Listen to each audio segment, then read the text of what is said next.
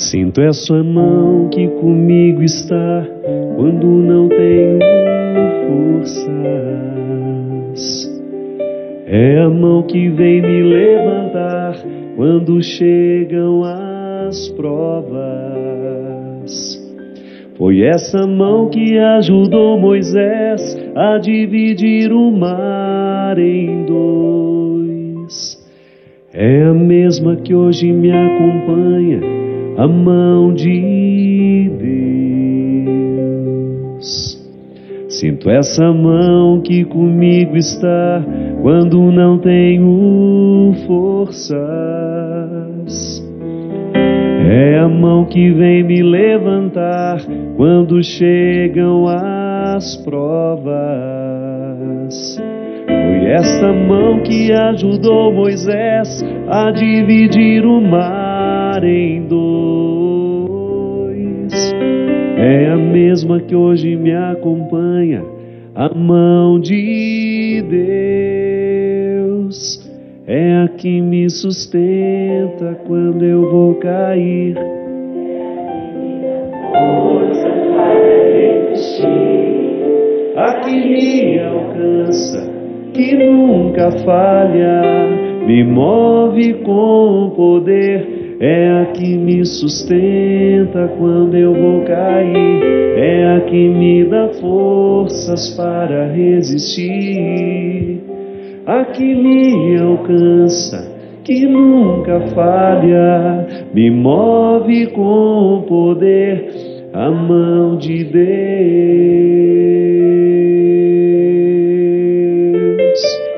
Bem bonito vocês agora, sinto essa mão. Sinto essa mão que comigo está quando não tenho forças. É a mão que vem me levantar quando chegam as provas. Foi essa mão que ajudou Moisés a dividir o mar em dois. É a mesma que hoje me acompanha, a mão de Deus. É a que me sustenta quando eu vou cair. É a que me dá forças para resistir. A que me alcança, que nunca falha, me move com poder. É a que me sustenta quando eu vou cair. É a que me dá forças para resistir. A que me alcança, que nunca falha, me move com poder, a mão de Deus. Muito boa noite. Boa noite vocês que estão aqui no Hotel Mazzaropi, em Taubaté. Hoje nessa transmissão ao vivo, dentro dessa programação da Fundação Dom Couto, a Semana do Preparando o Coração. Boa noite a você que nos acompanha em casa, pelo Sistema Canção Nova de Comunicação. Agradeço pela oportunidade de dividir esse momento tão especial para a nossa fundação. Agradeço a Canção Nova pela generosidade em vir transmitir ao vivo aqui hoje o programa Direção Espiritual, dando ao povo que nos acompanha em casa a oportunidade de participar um pouquinho dessa semana, essa semana que quer nos ajudar a preparar o coração para que Deus tenha a oportunidade de, no simbolismo do Natal, continuar nascendo e vivendo em nós e através de nós. Essa mão de Deus que nos sustenta, ela também nos coloca na possibilidade de sustentar aqueles que passam por nós. Deus nunca será uma vaidade para nós. Deus nunca pode ser compreendido como um dom que se vive de maneira ensimesmada. Não. Ao receber essa presença de Deus na minha vida, eu me torno naturalmente alguém, uma pessoa que também se torna assim na vida do outro, fazendo com ele, com o outro, o mesmo que Deus faz comigo. Então, se Deus me sustenta, a minha vocação humana é também sustentar os que precisarem de mim. Isso não seria esse o grande significado do Natal? A a gente receber este comunicado divino através de um menino, que a partir deste momento nós teremos a oportunidade de levar na nossa carne este mistério de sermos como Deus. A proposta cristã é muito ousada. É a gente ter a oportunidade de viver como se fôssemos deuses em pequenas medidas. Deus está em nós, Deus vive em nós. E eu tenho essa oportunidade de ser a mão dele na vida de quem passar pela minha história. Ele me ama para que eu tenha amor com que amar, já me ensinava Santo Agostinho. Ele me sustenta para que eu tenha condições de também sustentar aqueles que necessitarem da minha presença, do meu auxílio. É assim que Deus é presente entre nós, através de nós. É claro que essa presença sobrenatural dele vai perpassar todas as realidades humanas. Eu acredito que toda religião honesta nos ensina justamente isso. Essa presença transcendente de Deus, este Deus que não pode ser abarcado e não pode ser cercado pelos nossos conceitos, porque ele será sempre muito mais do que nós podemos dizer sobre ele. Os sábios compreendem a teologia como uma palavra sobre Deus. Por mais que tudo isso tenha nos sido revelado, a grandeza de Deus nos foi revelada, mas nós não damos conta de expressá-la. Então Deus é grande demais para caber nos meus conceitos, Deus é grande demais para caber na minha inteligência. Mas me dá a oportunidade de dizer uma palavra sobre Ele. Me dá a oportunidade de vivenciar no meu dia a dia toda a dimensão transcendental. Sabe o que é transcendência? É aquilo que está além de nós. Então a fé, ela é uma experiência transcendental, porque nos supera. Você sabe do que eu estou falando, nem talvez tenha estudado isso não, é porque você sabe na prática, que em muitos momentos a sua fé te fez ultrapassar a sua realidade, não é assim? Você vai além da sua realidade, você ultrapassa os seus limites, porque a sua fé lhe proporciona isso. Mas você também experimenta Deus a partir dessa imanência. O que é imanente? É aquilo que está diretamente ligado a nós. Eu olho para Marília e eu sei que ela é uma realidade muito próxima a mim.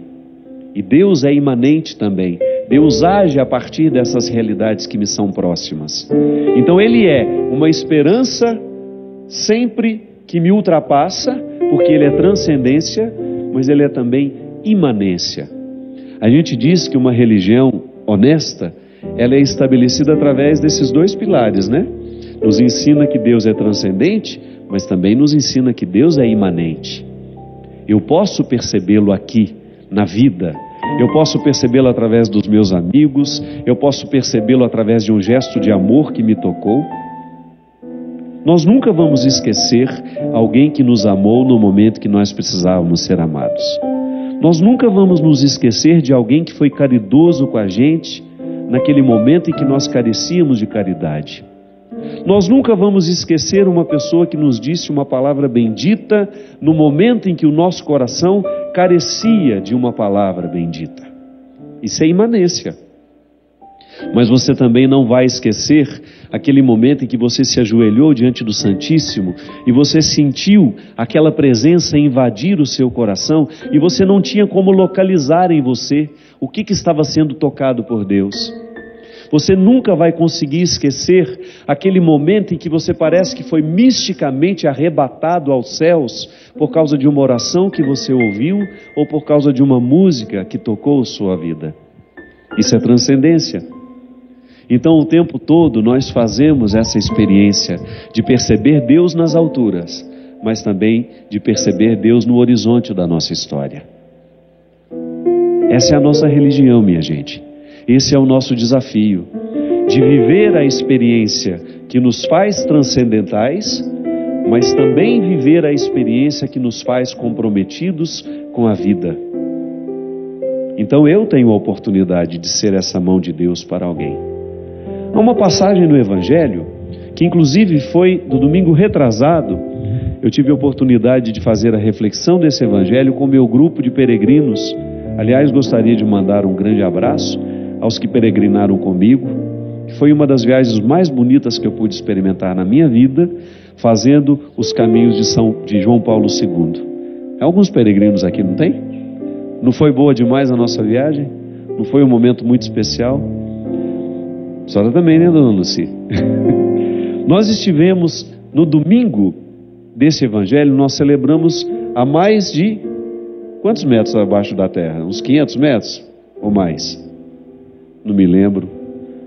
300 metros? Nós estávamos numa caverna, numa região que inclusive é reconhecida pela ONU como Patrimônio da Humanidade, lá na Polônia. Descemos bastante para conhecer aquelas minas, as minas de sal, um lugar lindo, bonito, e de repente tivemos a oportunidade de celebrar numa capela, lá debaixo dessa profundidade toda, e Deus nos falou através desse evangelho, que era um evangelho escatológico, isso é, se refere ao fim do mundo, ao fim dos tempos, onde Jesus fala dessa transcendência e dessa imanência que eu estou falando com vocês hoje aqui através deste programa. Jesus nos mostra como é que nós podemos alcançar o reino futuro, como é que nós podemos salvar a nossa alma. É como se ele estivesse dando uma receita que tem tudo a ver com o conteúdo deste momento que nós estamos tratando. Ele disse assim: quando vier o Filho do Homem na sua majestade e todos os anjos com ele, então se assentará no trono da sua glória. E de todas as nações serão reunidas em sua presença. E ele separará uns dos outros, como o pastor separa dos cabritos as ovelhas, e porá as ovelhas à sua direita, mas os cabritos à sua esquerda. Então dirá o rei aos que estiverem à sua direita: vinde, benditos do meu Pai, entrai na posse do reino que vos está sendo preparado desde a fundação do mundo. Porque eu tive fome e me destes de comer, tive sede e me destes de beber, era forasteiro e me hospedastes, estava nu e me vestistes, enfermo e visitaste-me, estava preso e fostes me ver. Então perguntarão os justos: Senhor, quando foi que te vimos com fome e te demos de comer?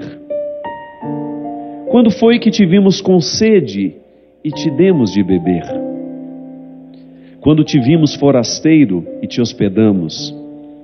Quando te vimos nu e te vestimos? Quando estivesses enfermo e nós pudemos vos visitar? O rei então responderá: em verdade vos afirmo, sempre que o fizestes a um destes meus pequeninos irmãos, a mim o fizestes. Veja que maneira interessante que Jesus tem de falar da preparação da eternidade. Sabe o que eu acho mais desconcertante nisso aqui? Jesus elenca uma série de atitudes. Ele nos desconcerta, porque ele não enumera absolutamente nada dentro dessas regras aqui que nós podemos considerar religioso. Ele não fala de ir para o culto, ele não fala de ir para a missa, ele não fala de rezar o terço, ele não fala de... Fala. Em algum momento ele pergunta, em algum momento ele fala de algum comportamento religioso? Não. Não que ele despreze, é porque ele sabe que o comportamento religioso, essa prática religiosa que nós fazemos no nosso dia a dia, não tem outro motivo não tem outro objetivo senão provocar no nosso coração o desdobramento natural dessa pertença religiosa, que é amar os que estão necessitados de nós. O que nos leva para o céu, eu já cansei tantas vezes de dizer isso, não sou eu que estou inventando não, está aqui. Esse evangelho de Mateus, ele é desconcertante para nós que somos religiosos. Porque aqui, nessa palavra, o Senhor não deixa nenhuma dúvida. Vai entrar, vai conhecer a glória, aquele que foi capaz de visitar o que estava doente, de saciar o que estava faminto, de vestir o que estava nu, de visitar o que estava preso, de dar água a quem estava com sede, de matar a fome de quem estava faminto. Não tem nenhum comportamento religioso nisso, minha gente. Isso aqui é uma consequência natural de alguém que descobriu a beleza da vida, de alguém que se destrancou dos seus egoísmos, que foi capaz de quebrar as cadeias do egoísmo pessoal. Alguém que fez uma experiência verdadeira deste Deus que nós podemos encontrar no rito. Sim, o rito religioso é uma oportunidade ímpar de nós fazermos uma experiência religiosa. Mas se aquele rito que eu celebro, que eu participo, depois não me motiva a viver essa dimensão prática, eu não sei se eu vou ter direito de esperar por essa salvação. O que nos salva, o que nos liberta, é o que nós fazemos diariamente como um fruto da religião que professamos. É isso que nos salva, é isso que nos liberta. Quando nós podemos identificar as oportunidades que nós tivemos de ser a mão de Deus na vida de alguém. Isso é tão interessante, isso é tão democrático, não é verdade? Qualquer pessoa, por isso Jesus ousava tanto em dizer no seu tempo, por isso Jesus ousava quebrar as estruturas religiosas do seu meio de maneira desconcertante. O tiro era na testa dos líderes religiosos, que queriam acorrentar Deus nos seus conceitos, nas suas teologias, nos seus templos. Só é salvo aquele que a gente autoriza. Que isso? Deus vai lá no fundo do coração humano e descobre o tanto que nós já podemos ser bons, o tanto que nós já podemos ser generosos, porque com Ele aprendemos, porque na Sua palavra nos orientamos, ou porque nos sacramentos nos tornamos mais santos. Os nossos sacramentos, minha gente, os sacramentos que nós oferecemos, que a igreja nos oferece, é para que a gente tenha condições cada vez mais de assumir essa oportunidade de ser a mão de Deus na vida de alguém, para que a gente quebre os egoísmos que nos acorrentam na nossa comodidade, ou então no contexto do nosso sofrimento, que tantas vezes nos justifica para a gente não fazer nada pelo outro. Em última instância, nos será perguntado isso, é o tanto que a sua religião lhe ensinou a amar. Não é o tanto de vezes que nós participamos que nos salva, é a qualidade de que nós vivemos a nossa vida cristã. Então é bom, eu quero participar sempre, eu quero ter o contato com essa palavra, eu quero viver os sacramentos, porque isso me motiva a buscar cada vez mais a minha consciência de ser a mão de Deus na vida de alguém. Eu não quero negligenciar a oportunidade de viver o rito. Não é uma obrigação para mim, é uma oportunidade que eu tenho de despertar a minha consciência para essa feliz oportunidade de ser a mão de Deus na vida de alguém. E esse é um termômetro para a nossa conversão.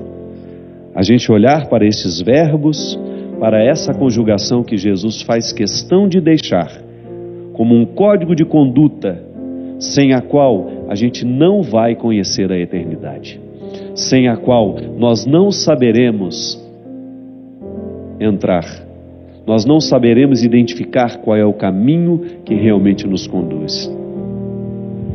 É a que me sustenta quando eu vou cair. Quem é que me sustenta quando eu vou cair? É Deus? Sim, mas Ele carece de braços humanos para fazer isso na minha história. Você? Quantas vezes você careceu de uma palavra humana para que Deus falasse ao seu coração? Nós não somos anjos, minha gente.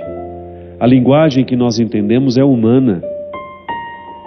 No momento que você está doente lá no hospital, no momento que você está necessitado de um apoio humano, você precisa de uma pessoa igual a você. Os nossos presídios, lá estão os que necessitam da nossa generosidade. Nos hospitais, tantas vezes nós falamos isso entre nós, né? Tantas vezes nós partilhamos as nossas ansiedades de perceber, meu Deus, o que eu faço do meu cristianismo?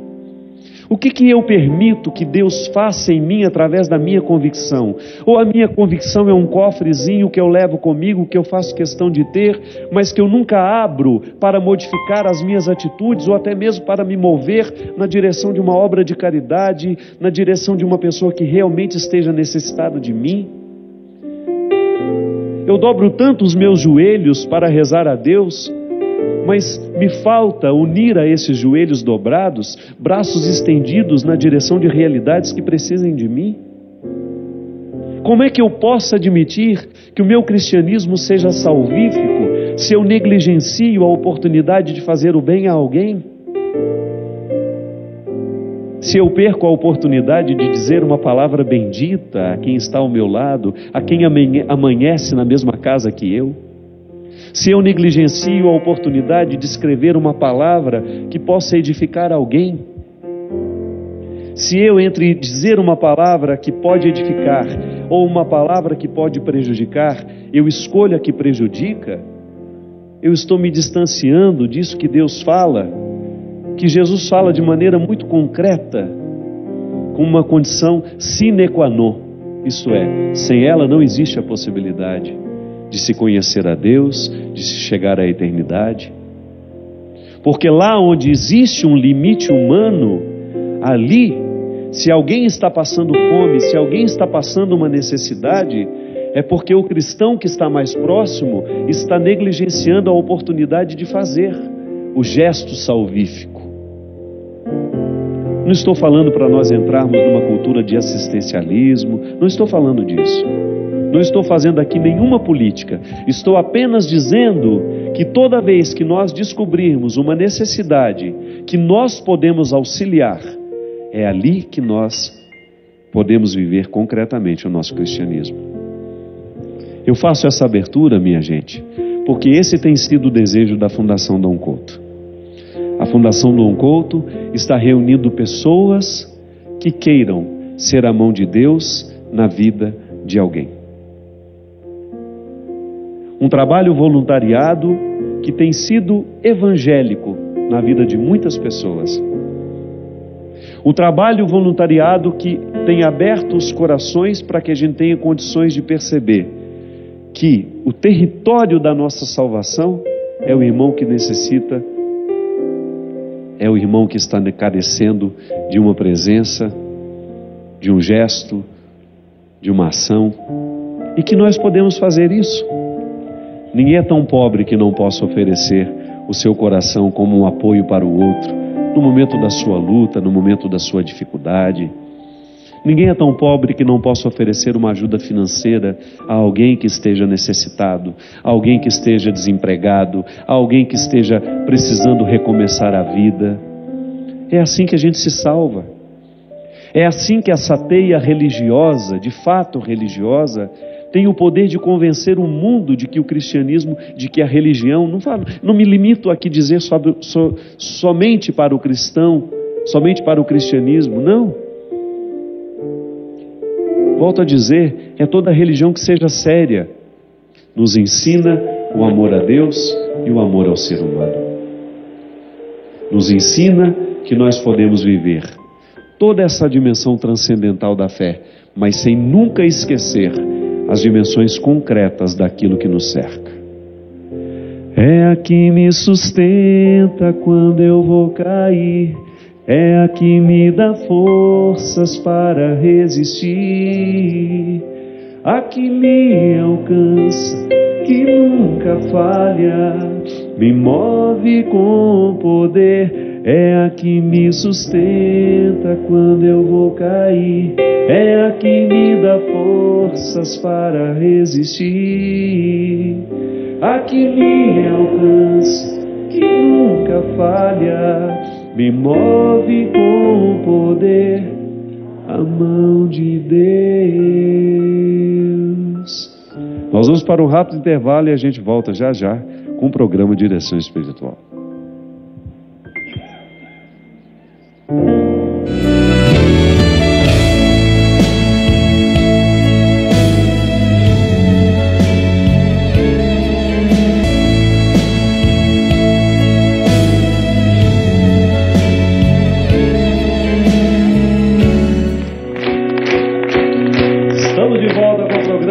direção espiritual hoje com essa plateia animada aqui. Vamos cantar? Há uma chuva de graça aqui, está chovendo sobre todos nós, e quem mais se entregar, mais se molhará. Há uma semente para germinar e muitos frutos a se produzir. Na terra do coração derrama a tua graça. E agora comigo? Chuva de graça pedimos a ti, chuva de graça derrama em nós, chuva de graça neste lugar, derrama. Mais uma vez, chuva de graça pedimos a ti, chuva de graça derrama em nós, chuva de graça neste lugar, derrama. Mais uma vez, chuva de graça pedimos a ti, chuva de graça derrama em nós, chuva de graça neste lugar, derrama. Maria Helena, conta uma coisa para mim. Maria Helena foi diretora da Unital, uma universidade muito grande aqui no Vale do Paraíba, e atualmente faz parte do nosso conselho gestor. Vem cá, um minutinho. Qual é a graça que você acha que hoje a Fundação Dom Couto, esse gesto amoroso que você tem a oportunidade de fazer através de uma instituição, tem representado na sua vida? Eu costumo falar que nós vamos fazer a caridade para nós, porque o que nós conseguimos para nós próprias dentro da fundação é uma coisa assim maravilhosa, aquece o coração, expande nossa alma, e com isso nós conseguimos ajudar as pessoas, ajudar movimentos, a fazer crescer algumas ideias que são fundamentais para que a comunidade de Taubaté, a comunidade diocesana e toda Taubaté possa ver em nós um lado alegre da igreja. E um lado elegante, né? Que vocês são muito elegantes, né? Tudo que vocês fazem, tudo que vocês realizam, não é verdade? Estou mentindo? Vocês que vêm participar, né, de todas as atividades da Fundação. Na verdade, a Maria Helena é uma grande artista plástica que está vivendo uma melhor fase da vida. Eu acho que quando a gente se desobriga de trabalhar naquilo que nos dá o dinheiro para nosso sustento, e a gente tem o direito de fazer o que ama, aquilo que realmente preencha, não que o seu trabalho não lhe preenchesse como educadora, mas a Fundação funciona um pouco isso também, não é? Desse lazer que a vida lhe proporcionou, não é? Fazer o amor acontecer de uma maneira tão prazerosa. Sem dúvida, eu acho que eu trabalho muito mais agora, porque fazemos coisas muito diversificadas. Na universidade eu tinha um roteiro, agora não tenho mais. Tem que fazer muita coisa diferente. E a delicadeza a qual o senhor se refere, ela faz parte da forma como nós encaramos a caridade. Primeiro uma delicadeza, uma acolhida, um aconchego. E depois as coisas fluem. Obrigado, viu? Muito obrigado pelo bem que você nos faz. Isso. Mas uma coisa muito interessante que a gente precisa identificar e que a Maria do Carmo falou, é quando a gente percebe que o amor que a gente realiza, que beneficia o outro, beneficia antes de tudo, somos nós. Nós somos os primeiros a serem beneficiados com o gesto de amor que a gente realiza. Porque é próprio do amor alimentar quem ama. É muito próprio desse sentimento que move o mundo para aquilo que tem de melhor, né? O amor move o mundo para ele ser cada vez melhor. Ele alimenta quem oferece. Não é assim mesmo, Marília, que funciona? O amor que a gente oferece, na verdade, faz bem a nós. Vou sentar aqui do seu lado. Na verdade, acho que ele retorna, né? E eu acho que na Fundação, completando o que a Maria Helena disse, eu acho que o que o senhor estava falando há pouco tempo, ele vai se tornando um amor mais responsável. Acho que a primeira coisa que nos toca, né, pelo menos que me tocou, foi um fogo, assim, de fazer alguma coisa. E hoje a gente vê como a gente vai amadurecendo, né, e como a gente vai se tornando responsável. Então acho que isso é fruto do amor e do amadurecimento desse trabalho. Marília, o que é interessante a gente perceber o que Deus vai fazendo na minha vida. Eu conheci você numa braveza tão grande. Você é uma das mulheres mais bravas que eu conheci na minha vida. E eu acho muito interessante perceber como Deus está agindo na sua vida de maneira muito concreta através dessa sua pertença mesmo. Não que você não fosse uma mulher religiosa antes, é que agora parece que Deus está te dando uma serenidade que é própria de quem vai compreendendo esse processo que o Evangelho falava, né? Quando você sente que você está no lugar certo, fazendo o trabalho certo, que às vezes muitas das nossas ansiedades estão associadas ao nosso jeito de viver. E de repente, eu particularmente penso que esse trabalho voluntário hoje tem feito muito bem ao seu coração. Com certeza. E acho que é o que o senhor está falando, é a pertença, e acho que assim é o amadurecimento. Com certeza é a gente poder se encontrar. Vindo para cá, eu estava com uma voluntária, com a Rose, e a gente vinha falando desse trabalho no carro e do tanto de coisa que a gente faz no nosso dia. Eu ainda faço muita coisa no meu dia e trabalho, mas aquele momento que a gente vem para a Fundação é um momento muito especial. É um momento em que a gente sabe que nós vamos encontrar, eu particularmente vou encontrar ali uma realização. E eu muito encontro esse lado da evangelização. Eu vejo muito no nosso trabalho, nas nossas atividades, junto com as voluntárias, cada uma delas, num trabalho, num bazar que a gente faça, no bazar Fina Estampa, no bazar do Laço de Amor que a gente acabou de fazer agora, em cada bordado que uma entrega, é o tempo que a gente gasta, né, que a gente usufrui, na verdade, né? A gente usufrui para estabelecer uma relação com Deus, uma relação com a igreja, e a gente sabe que aquilo vai ter um reflexo no próximo. Então, em cada bazar Fina Estampa, que a gente passa uma roupa, que a gente lava uma roupa, para colocar no cabide, aquela roupa usada, mas é uma graça que Deus dá pra gente, de poder fazer aquilo. É muito bom, muito bonito. E o bonito é que essa caridade atinge pessoas que nós nem sabemos quem são, né? Aquela pessoa que está usando a roupa num casamento, né? Porque são roupas boas. Essas roupas que são arrecadadas. Gente do Brasil. Quem aqui já mandou roupa pro Bazar Fina Estampa? Aqui, gente lá do Maranhão, do Recife. Essas roupas chegam do Rio de Janeiro, de São Paulo, de diversos lugares. Então aquela roupa que você doa, que depois é tão cuidada por vocês, alimenta a alegria de uma pessoa que vai com dignidade para um casamento, uma pessoa simples, que jamais poderia comprar aquela roupa numa loja, compra no nosso bazar e depois vai com alegria participar de uma festa. Agora aqui tem uma pessoa, a Judite, que para mim é um testemunho muito bonito que eu tenho diariamente na minha vida, além de ser uma amiga pessoal, é uma pessoa que venceu a depressão através do gesto voluntário, através do trabalho voluntariado. A Judite venceu uma depressão muito triste que ela tinha, de ficar trancada dentro do quarto, de não sair. Sempre que eu digo que quando nós temos um problema, que nós temos duas opções: eu me tranco com ele e eu vou ficar amargurado, ou eu coloco esse problema no bolso e vou ajudar a resolver o dos outros, eu sempre me lembro da Judite. Verdade, padre. O senhor me conhece e eu quero dar meu testemunho, né, aqui de novo, novamente, porque no outro programa também a gente falou sobre esse tema, né? E tem 9 anos que eu comecei esse trabalho voluntário, e durante 4 anos a gente tem que vencer, né, muitas barreiras para poder um dia dizer que aquilo foi o passado, né? Então, tem 5 anos que eu não sei mais o que é depressão, não tenho tempo para isso mais.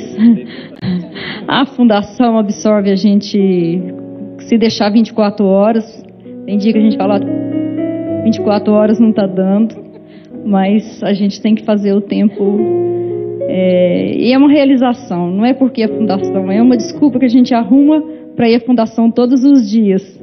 Então a gente preenche o tempo e fala: o que eu vou fazer? Vou na fundação. Então é isso aí. Eu acho que quando a gente se entrega o trabalho do próximo, as coisas vão acontecendo, né? Uma teia de aranha que vai. Uma teia amorosa que vai nos ligando, né? Marido Carmo, você também? Você já fazia trabalho voluntário antes da fundação? Eu sempre fiz trabalho voluntário, padre. E quando eu morava em São Paulo, tem uma associação de crianças carentes que fiquei 16 anos na direção, ajudando, e levo todo ano a turma de Taubaté para um chá que todas gostam muito no Terraço Itália, para a gente arrecadar fundos para essa associação. E é gratificante ajudar o próximo. É muito bom. Bom. Tem alguém aqui que faz algum trabalho voluntário que a gente desconheça? Vamos conhecer o trabalho dela ali? Você fala ou não? Você costuma falar, não? Em público? Qual é o trabalho que você realiza? É um grupo de apoio à adoção de Divinópolis, Minas Gerais. Aí a gente ajuda a preparar casais, né, que estão à adoção, que estão na fila, né, para adoção, e a procurar crianças também que estão aptas à adoção, né. Assim, as comarcas, os abrigos passam os nomes para a gente, e assim, tudo é feito judicialmente, né, e a gente ajuda a caminhar. Eu estou um pouco nervosa.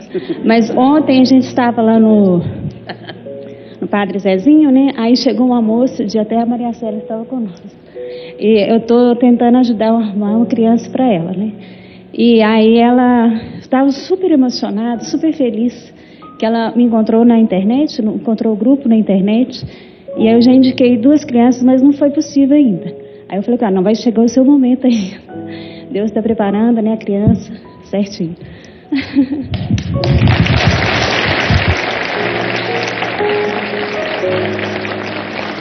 Uma coisa é certa, tem trabalho voluntariado para todos os gostos, não tem?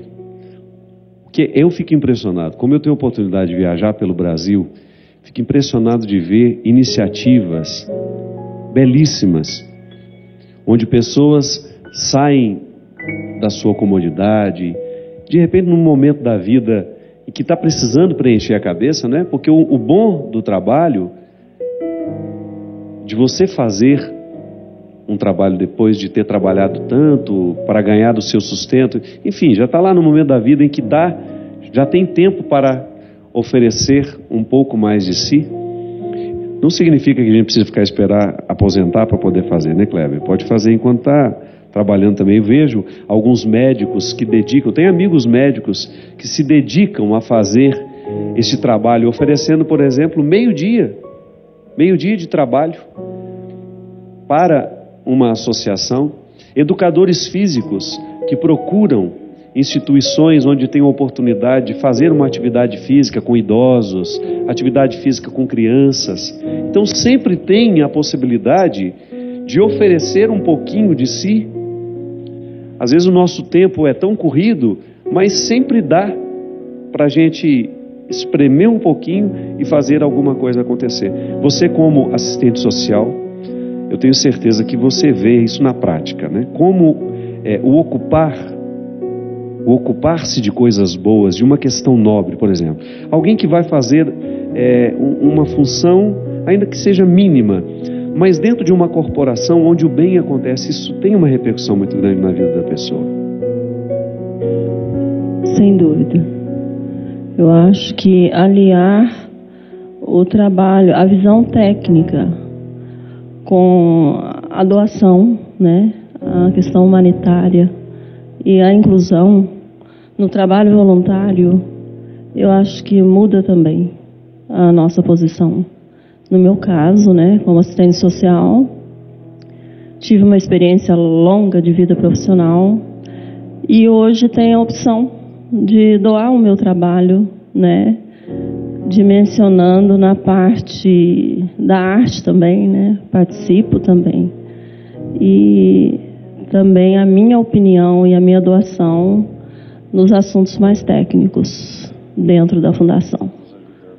Exatamente. Muito obrigado. Nos ajuda a entender como é que nós precisamos fazer, né, Lília? Porque às vezes só por nossa cabeça nós fazemos tudo errado, né? Ela vem dar um puxão de orelha, não é bem assim não. A Rose é a nossa artista, que tem um trabalho muito bonito. A gente recebe as doações e ela, com toda a equipe que ela comanda, faz a reciclagem desse material e modifica. Como é que você chama aquilo? Customização. né? Faz a customização do objeto e da alma, não é isso? É o que... Eu estou muito feliz porque hoje, no mês de agosto, faz 10 anos que eu também faço trabalho voluntário lá na Canção Nova, né? Ronaldo já foi muito em casa, né? O Amanhã Viva, aquele programa que eu faço lá, também com a minha arte. Quem me descobriu foi a Andréia. Quero mandar um beijão para ela. Ela faz eventos hoje na Canção Nova. E na fundação é isso que o senhor falou mesmo, esse restauro. Eu acho assim, o que aconteceu com a Judite aconteceu comigo, mas através do restauro da arte. A arte me resgatou. Então essa troca de restauro que existe dentro de mim, é quando eu restauro alguma coisa, Padre Fábio, eu estou restaurando a Rose também. Então quando eu pego uma tábua velha, uma mesa velha, uma cadeira, eu olho para ela, o abandono que ela está naquele momento. E o dom que Deus me deu, de eu pegar aquela cadeira e transformar numa beleza, numa cor viva, uma cor nova. E engraçado, quando eu faço isso, vai me dando um bem-estar dentro de mim, uma harmonia e uma paz dentro do meu coração, porque eu estou resgatando o que era velho e o que era abandonado. E eu me sentia assim, às vezes, abandonada. Então a arte me restaurou. Por isso que eu tenho amor pelos restauros, né? Pelas transformações, né? Então, os quadros que nós ganhamos esse ano de bebê, todos os quadros de divino, com as voluntárias que estão aqui, são as minhas alunas amadas, Cláudia, Norma, Brígida, elas estão aqui. Não quero citar o nome de todos que eu possa esquecer. Eu esqueci.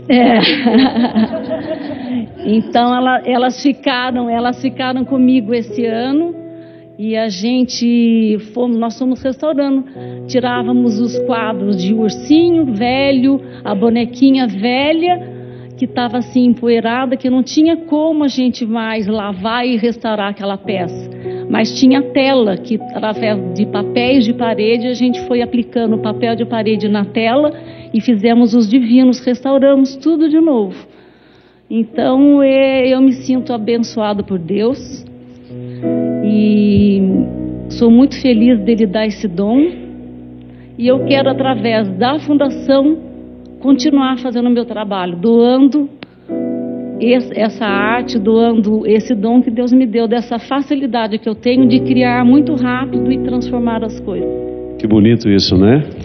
Muito bonito mesmo. Porque às vezes a gente se sente mesmo uma cadeira velha. Às vezes a gente está uma cadeira velha, por causa das escolhas que a gente vai fazendo, a vida que a gente vai vivendo. É como se a gente fosse esgotando a beleza da vida. Escolhas erradas nos esgotam muito. Você também tem a mesma experiência de ter sido resgatada de uma depressão, de uma tristeza. É aquele momento em que a gente se sente em desuso, né? Como se a gente tivesse não mais o que oferecer, e de repente alguém nos pega, faz uma reciclagem com a gente. A palavra reciclagem é muito significativa, porque você não joga fora o que existe, você ressignifica, põe uma nova cor, põe uma nova textura, um novo dono, né? E Deus faz a mesma coisa com a gente. É impressionante como nós também passamos pela experiência da reciclagem, porque eu preciso lidar com as minhas antiguidades aqui. Eu também preciso dar uma de mão de tinta na minha alma, nas minhas escolhas, para eu ter condições de continuar vivendo. E perceber que essa mão de Deus que nos recicla, nos ensina a reciclar outros. Eu acredito, sabe por que eu prego tanto o Evangelho? Porque eu acredito no que Ele já fez em mim. Para mim não é uma teoria, não. Eu também já me senti uma cadeira velha. Eu também já me senti um objeto sem utilidade. Eu também já me senti muito, mas muito miserável. Não que eu deixei de sentir hoje. É que hoje eu ressignifiquei a minha miséria. Se tem uma coisa que eu não duvido, minha gente, é do quanto que Deus me ama, do tanto que Deus me protege. Isso não sai da minha cabeça hora nenhuma. Então eu posso errar, eu sei que eu tenho muitos limites a serem transformados, mas eu não perco de vista o amor que Deus tem por mim. Nós vamos reciclando uns aos outros. Não é isso, dona Lília, que nós fazemos lá na fundação? Fico pensando também em você, que chegou apenas como uma profissional qualificada, porque você é muito competente, e eu vejo, estou mentindo, o amor que a Lília hoje tem pela fundação. Realmente, Padre Fábio, para mim é uma alegria. E a Fundação me fez redescobrir, inclusive pessoal e profissionalmente, a minha vida. E quando as pessoas perguntam o que a Fundação faz, parece que as pessoas esperam que respondamos: olha, nós ajudamos ali, ajudamos aqui, ajudamos a colar. Na verdade, como disse a Maria Helena, nós aprendemos, como o Senhor disse no sermão do Senhor na missa, que Deus cuida de nós, que Ele nos repensa todos os dias. Então a Fundação nos ensina a lidar com os desafios, primeiro os nossos mesmos, né, que é impostos pelas realidades diárias que a Fundação nos faz viver. E após esses desafios, os contatos que nós fazemos, porque acho que a caridade, ela começa em casa. Então é muito difícil a gente amar o outro se a gente não se ama, respeitar o outro se não se respeita. Então até para a gente amar ao próximo, a gente tem que aprender a nos amar. Então na verdade a Fundação ensina isso, que na nossa pequenez, que na nossa humanidade, a gente é capaz de realizar o sonho de Deus. Então para mim a Fundação é uma possibilidade de realizar o sonho de Deus. Ele deu essa graça de ter esse grupo todo que está conosco, todas essas pessoas que são milagres na vida da Fundação. Então a Fundação faz isso, ela reconhece, ela refaz pessoa, ela restaura a alma e restaura prédios. Então na verdade a Fundação hoje, ela é um cuidado de Deus.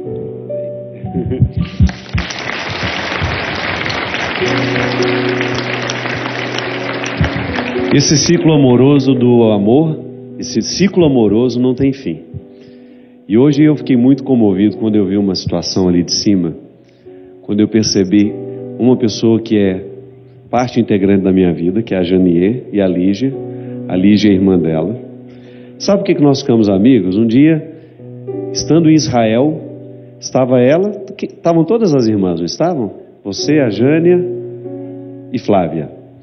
Essa família lá de Glória, Nossa Senhora da Glória, do interior de Sergipe, eles estavam lá, todas juntas, e uma delas virou e falou assim: Padre, nós somos muito gratas ao Senhor, porque o Senhor ajudou a restaurar a vida da minha irmã. E essa irmã que ele se referia era a Janier, que eu participei de um momento muito importante da vida dela. E aí eu achei muito interessante, porque quase que na sua perpendicular estava a Renata. A Renata, Janier, está vivendo a mesma situação que você, a mesmíssima. Eu entrei na vida da Janier porque eu ajudei, sem saber, através do programa, ela superar a dor de ter visto o filho morrer afogado na piscina da casa dela. E eu conheci a Renata e o Márcio na mesmíssima situação há 7 meses atrás, não foi? E para mim, sabe o que representou vocês tão próximas, sem saberem da dor uma da outra? Que a mão de Deus nos sustenta mesmo.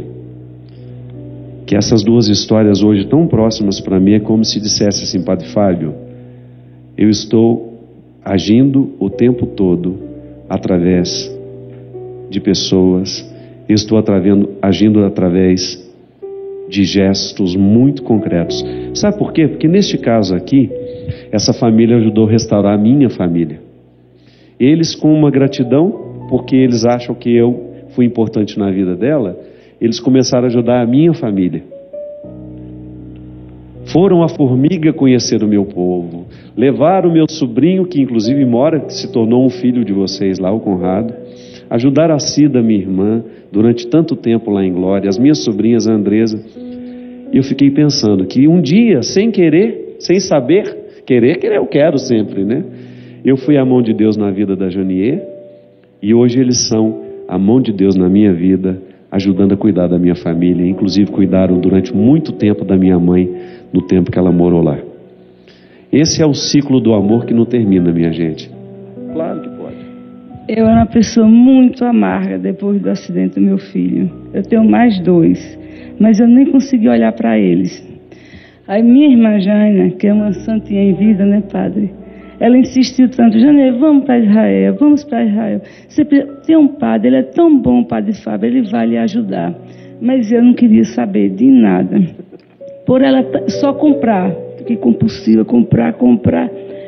Aí ela insistiu tanto que eu resolvi.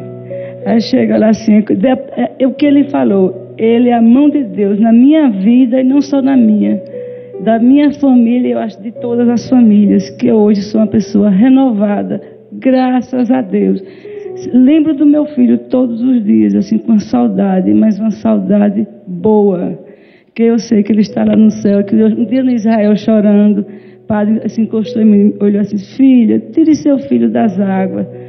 Eu chorava, eu dizia, meu Deus, o que quer dizer isso?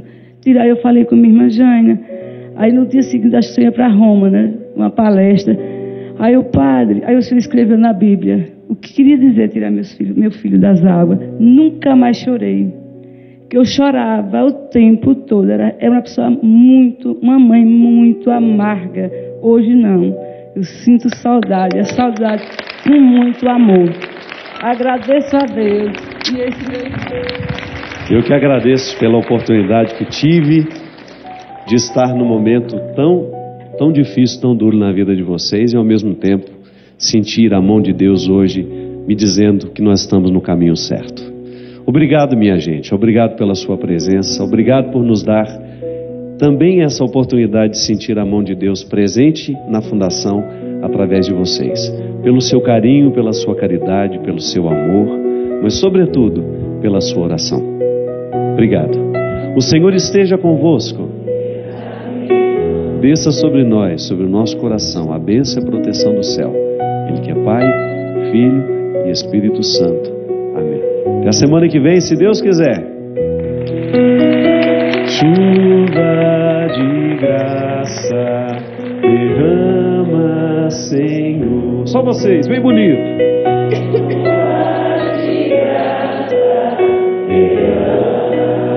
Mais uma vez. Chuva de graça, derrama, Senhor. Chuva de graça, derrama. Mais uma vez, para terminar. Chuva